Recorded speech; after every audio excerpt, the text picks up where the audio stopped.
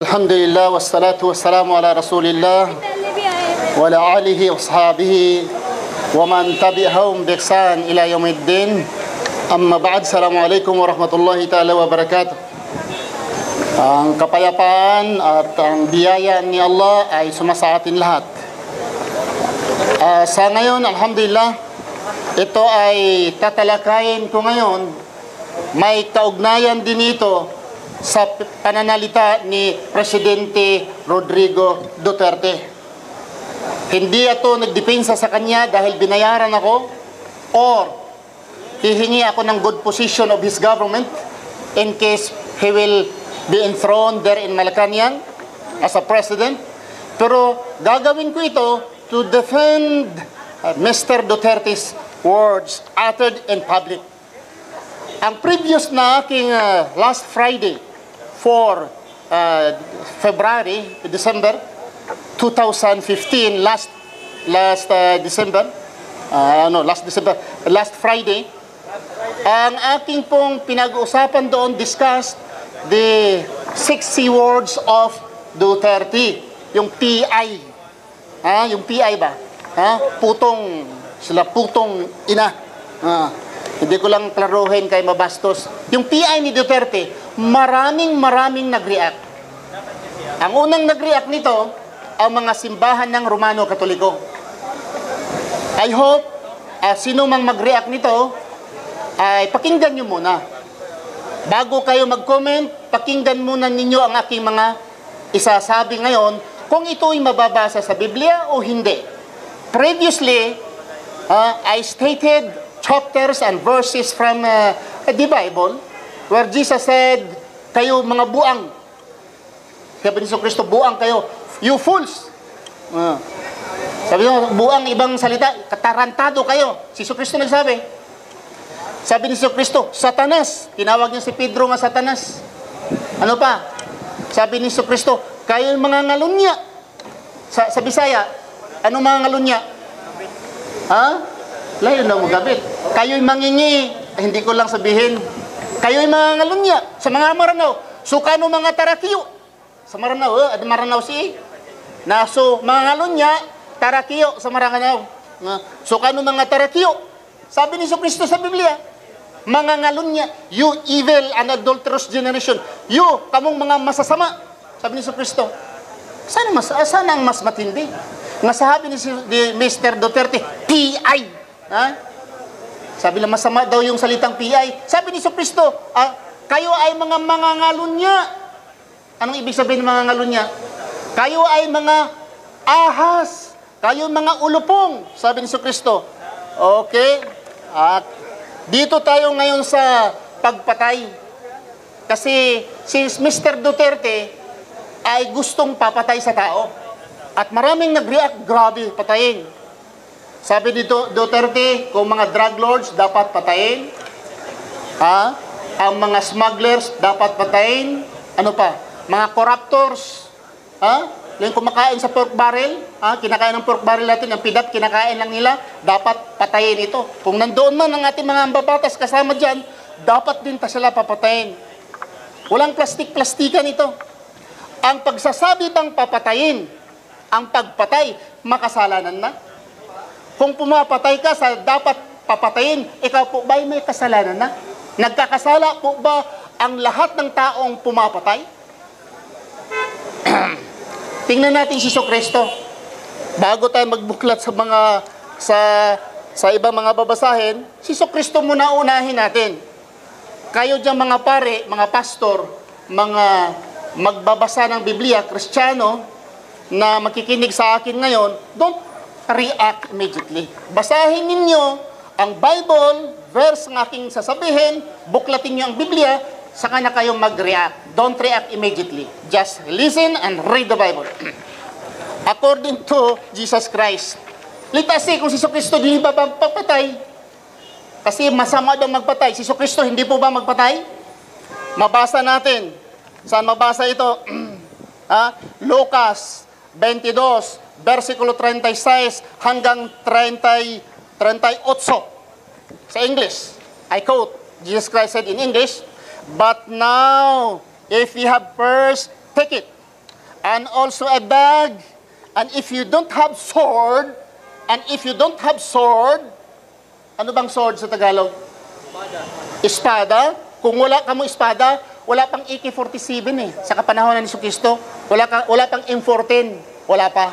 Pero sigurado ko kung may AK-47, may M14, sasabihin ni Jesucristo, magdala kayo ng M14. Wala pa eh. Sa kapanahonan ni Jesucristo, ang espada, pangahit. Ang espada ba ay sa Bisaya pa, pangpanit o limonsito? Ha? Ang espada, pangbalat ng ng apple, pangbalat ng orange, ang espada. Sa kapanahonan ni Jesucristo, ang espada ay pangahit, or for killing or self-defense. For offensive or defensive, ang espada. Sabi ni Jesucristo, kung kayo'y wala na kayong sa ating tatagalogin natin, basahin natin ang Tagalog na Bible.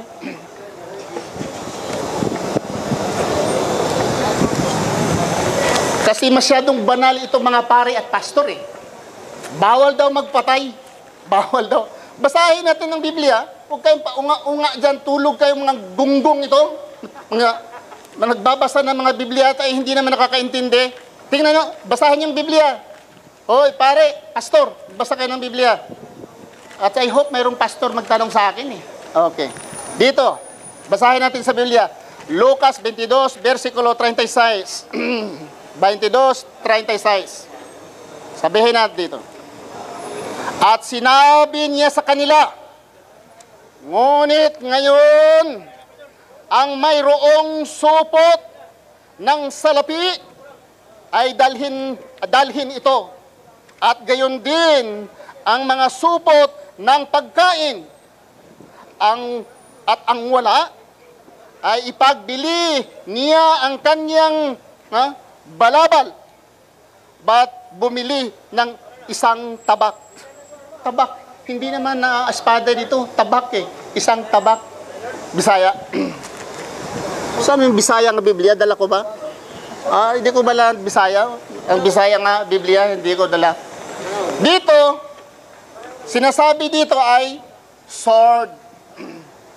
Sabi ni Jesucristo, kung wala kayong kung wala kayong sword, ibintan ninyo ang inyong ari-arian, dala-dala, ibintan nyo, magbili kayo ng sword. Then, it continues, sell your cloak and buy one. Ang dala-dala ninyo, may dala kayong pera, may dala kayong damit, ibintan ninyo. Magbili kayo ng espada, isa. Ilan na disipulo ni Jesucristo? 12. Bawat isa, tag-isang espada. 12 espada. Anong gawin sa espada? Pangahit? Si Jesucristo kung pangahit, walang balbas ni Jesucristo. Pero mahaba ang balbas ni Jesucristo. So I'm sure, ang espada hindi pangahit. Dahil sila, tingnan nyo sa mga picture, mahaba ang balbas nila. Kasi balbas nitong Muslim na ito, mas mahaba pa. And he was numbered with the transgression. Okay, and I tell you that this must be fulfilled, sabi ni Jesucristo. It continues. The disciples said, ang mga disipulo, ang mga disipulo sa Tagalog? Disipulo Espanyol yun eh. Mga tinunan, mga apostoles, nagsabi, Lord, mga ngaral, okay, Master, we have only 2 sword. May dalawa lang na espada. Anong reply ni Jesucristo? That's enough. Sabi ni Pedro, if you try to research, si Pedro nagsabi, mayroon lang tayong 2 espada. Anong sagot ni Jesucristo? Tama na yan. Ano ang espada? Anong gamit ng espada? Okay. Continue. Dito naman tayo sa Bible. Sa Lucas 19, versikulo 27, sabi ni Jesucristo, but those enemies of mine, yung aking mga kaaway, who did not want me to be their king, hindi lang gustong ako maghari sa kanila. Sabi ni Jesucristo, then here, bring them here, and kill them in front of me. Sabi ni Jesucristo, yung aking mga kaaway, na hindi sila gusto nga ako maghari sa kanila, dalhin ninyo sa aking harapan at papatayin ninyo or papatayin din nyo sa aking harapan. Si Kristo nagsabi. Very clear, papatayin. Ang sabi naman ng iba, symbolic yun. Lusot ng mga pari, symbolic yun. Figure of speech yun. Figure of speech, metaphoric, symbolic. Okay? Granting for the sake of discussion, symbolic. What is symbolic, by the way? What is figure of speech? Ang figure of speech, symbolic or metaphoric, meaning it's existing per se. Existing per se. For example, ang tao ay pupunta sa doktor at mayroong malubhang sakit ang lalaki, sasabihin ng doktor, huwag ka nang aakyat ng kapaya, bawal sa iyo aakyat sa kapaya dahil may malubha ka ng sakit. Anong ibig sabihin? Nang ibig sabihin, huwag ka nang gagamit sisiping sa misis mo. Huwag ka nang aakyat sa kapaya dahil malubha yung sakit mo. Okay? Although it's symbolic, we say figure of speech or metaphoric, but ang kapaya existing. Kapaya existing. Mayroon tayong kapaya. Another thing, symbolic nandoon sa Biblia. Sabi ni Kristo, ang isang mayamang tao ay ang kamilyo, i-compare sa isang kamilyo na dadaan sa butas ng karayom. Kung sila makakapasok sa paraiso, makapasok sila sa paraiso, pero kinukumpara sila sa isang kamilyo na pumapasok sa butas ng karayom. Existing ba ang kamilyo? Existing. Ang karayom, existing? Existing din ang karayom. Mayroon bang mata ang karayom? Mayroon. So pagsabi ni Kristo na ang mayamang tao pagpasok sa paraiso ay mas mabuti. It's easy for a camel to pass through the eye of the needle. Sa butas ng karayom. Nandun. Nang ibig sabihin, kung ito ay symbolic, ibig sabihin, Jesus Christ agreed. Sumang-ayon siya. Although sabihin natin hindi literal, pero una, nag-utos siya. Ibenta ninyo ang inyong kayamanan, ang inyong pera, dalhin ninyo ang inyong kayamanan, dalhin ninyo ang pera, at magbili kayo ng espada. Bawat isa sa inyo, dapat magbili ng espada. Sabi ni Pedro, Lord, we have only 2 swords. Mayroon tayong 2 lamang na espada. So anong gamit sa espada? Pangahit? Pampatay. So si Kristo mismo, kapatay. Sa Biblia ba, walang patayan, maliban diyan. Wala na bang ibang patayan sa Biblia? Kasi ito talagang itong mga nagbabasa ng Biblia, ay talagang nainis ako. Tinatakpan kung ano ang totoo, anong nasusulat sa Biblia. Tingnan natin sa Biblia, kung wala bang patayan. You should not let the sorcerers live. Sorcerer, ang ibig sabihin yung kwakdok, yung bang pasakitan ka ng tiyan. Anong tawag noon? Magic. Taga-sikihor. Oy, magbabar mangkukulam. Hindi naman lahat ng taga-sikihor. Yung nakras ko noon sa Silliman University, ang ganda yung taga-sikihor.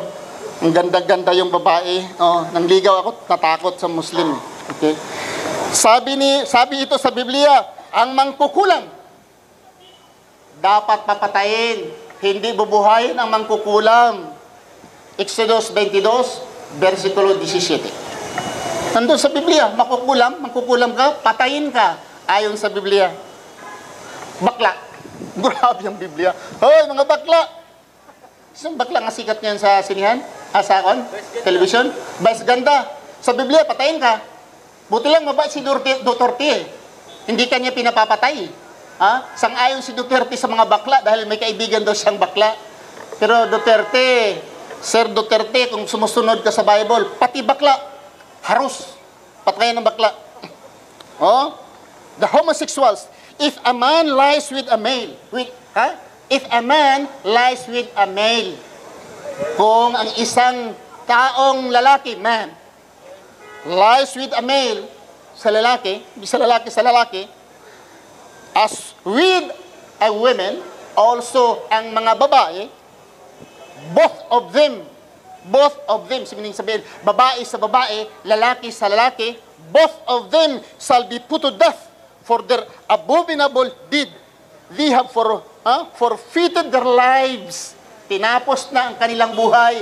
Papatayin ang babae sa babae, lalaki sa lalaki. Biblia ang nagsasabi, saan mabasa? Leviticus 20, versikulo 13. Sabi ninyo, walang patayan sa Christianity. Biblia ito Biblia ito. Leviticus 20, versikulo 13. Magagalit itong iba, no? Nagre-react sila sa aking mga salita. Basahin ninyo ang Biblia. Mga pastor, padre, huwag kayong pabulag-bulag. Dahil Biblia yan Salita ng Diyos yan Tapos nagagalit kayo kay Duterte kung sasabihin na patayin ng mga criminals, mga drug lord patayin, para ipatataba doon sa Manila Bay. Sa ngayon ko doon, bibili ka pa ng mga pagkain sa isda, tataba man lang sila sa mga kriminal. Ang Pasig River, tumataba lang yan ang Pasig River sa mga babaeng ginagasa. Tinatapon sa Pasig River. Yung mga dinudukot na mga mga nag-unsihan ng mga drug syndicates, tinatapon. Pero itong mga criminal rapists, kung itatapon sila sa Pasig, sa Manila Bay, sang-ayon, nag-utos ang Biblia. Bakit? Continuous. Ano pa tayo? Whoever strikes his father, yung bang sampalin mo yung tatay? Whoever strike his father or mother shall be put to death. Ibig sabihin strike ba? Sipain mo yung nanay mo, sampalin mo, patayin ka pala. Saan mabasa? Leviticus 20, versikulo 27. Grabe sa Biblia Ngayon kasi, dapat na kasi noong unang panahon, honor thy father and thy mother. Noong unang panahon, ngayon reverse na. Honor thy children. Bakit? Ngayon, mayroong babae na, may mga anak na, Nay, Tay, bilhan niyo ako ng iPhone 6, iPhone 7. iPhone ba? iPhone 6, iPhone 5. Bilhan mo ko ng iPhone 9, Apple, wala tayong gano'n galit na kaagad, Galit na, hindi na makikinig sa nanay, nagagalit na. Bakit? Hindi mo pinakinggan ng anak Mangutang ka, mag 5-6 ka, para ang anak mo, mabilihan mo ng ng laptop or mga iPhone or gadget. Ngayon na mga anak, nagagalit pag hindi mo nabibigyan. Pag binibigyan mo ng pocket money, aywan ko kung tatanggap pa ng 50 pesos ngayon. Testingan nyo ang dalaga. Ngayon, mga binata nga mag-aral, bigyan mo ng 50 pesos pocket money. Nagagalit noon. Nagagalit na. Hindi na sapat yung pocket money, kahit 100 pa. So, ngayon, honor thy children. Sa kapanahunan pala ni Moses, pag sinipa mo, at sinaktan mo ang iyong tatay o nanay, papatayin ka ayon sa Biblia. Saan mabasa? Mabasa po sa Exodus 21, versikulo 15. Yung sinasabi mong nanay, sabihin mo yung nanay mo, tatay, buang ka, PI ka, tarantado ka, tunto ka. Bata ngayon, sa Biblia, sinong magsabi sa iyong tatay, Nay, tunto ka, Nay? Nay, tarantado ka, ilunggo? Nay, tarantado ka mo? Naw ko masipa. Sa Biblia, ka mo? Malabo ka sa Biblia mo? Kung ganun mo if you will say to your mother, gago, tarantado, wala kang isip, yung cursing, anong sa Tagalog yung cursing? Isusumpa mo yung nagsusumpa ka or you are swearing to your parents? Okay? If anyone curses his father or mother, his lamp will go out at the coming of the darkness.